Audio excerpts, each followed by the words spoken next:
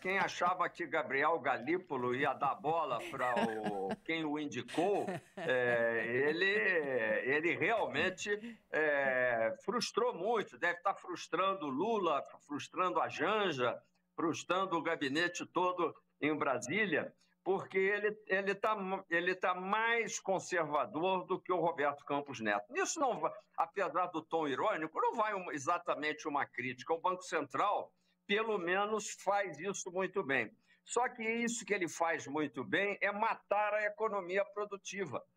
Nós não temos nada contra o Galípolo, como não tínhamos contra o Roberto Campos, mas temos contra esta regra burra, que é enfiar uma enorme taxa de juros sobre a economia brasileira, quando a taxa de inflação, segundo o Focus e segundo as principais projeções, ela está apontando para baixo, a inflação ela está indo para o centro da meta, e o PIB está começando a derreter, de forma que tudo indicaria pelo menos uma antecipação de um pequeno corte de 0,25 ponto percentual na taxa de juro, muito pequeno, mas já demonstrando sensibilidade do Banco Central para o lado produtivo da economia.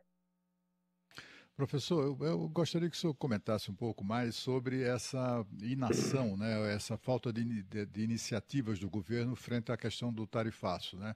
A gente viu ontem a entrevista do presidente, uma entrevista longa, em que foi um resumão do mesmo, né?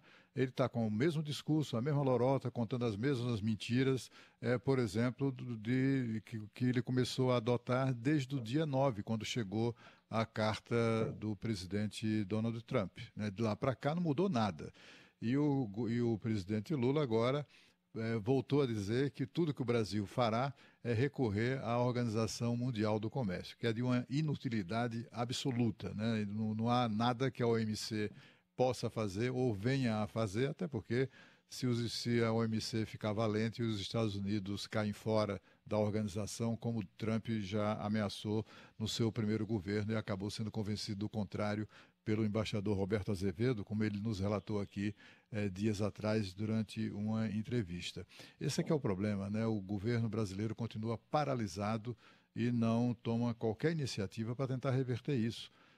Como observou muito bem aqui, seria legal se a gente obtivesse um comentário do professor Paulo Rabelo de Castro sobre isso.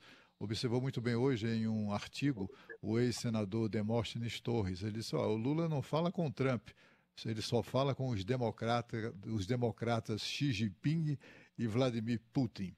É exatamente o que temos.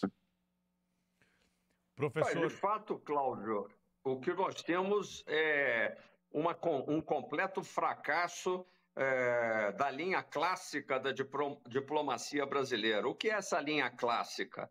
É um não alinhamento inteligente, mas levando em consideração as raízes ocidentais e também pode-se dizer cristãs da civilização brasileira. Essas são as nossas raízes. Embora nós estejamos agastados com as ofensas, vamos dizer, políticas praticadas pelo governo Trump, e é preciso que a gente reconheça que é um tratamento ofensivo em relação ao Brasil, independentemente de que ele tenha pouca ou muita razão em relação a questões ligadas às ações no Supremo Tribunal Federal. Aliás, diga-se de passagem, na minha opinião pessoal, mais uma interferência em questões internas do governo brasileiro. Isso, por outro lado, não deixa de ser também e poderia ser interpretado positivamente. Eu, se estivesse no governo, eu interpretaria como um elogio feito ao Brasil pelos Estados Unidos. Um elogio de amigo da onça, mas elogio. Como? Por que elogio? Porque estaria dando ao Brasil um tratamento de concorrente, o que é muito bom. Os Estados Unidos acharem que o Brasil é mais do que apenas um pequeno e quase desprezível satélite da economia capitalista, que o Brasil, de fato, em determinados segmentos, incomoda os Estados Unidos, para nós é uma coisa muito boa.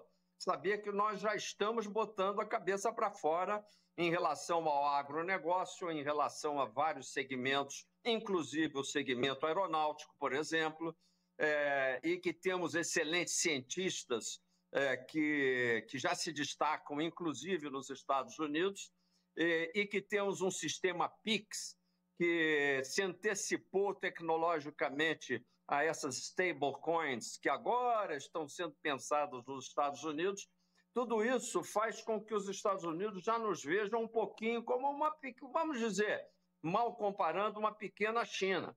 E, portanto, tenta nos maltratar. E isso é muito bom, porque significa dizer, repito, que o Brasil tem condição de jogar um campeonato mundial. Agora, jogar um campeonato mundial exige uma diplomacia de nível mundial, existe um treinamento político de nível mundial, exige um Palácio do Planalto intelectualmente preparado em nível mundial, e nós não temos nada disso. Portanto, o apronto interno é que está faltando.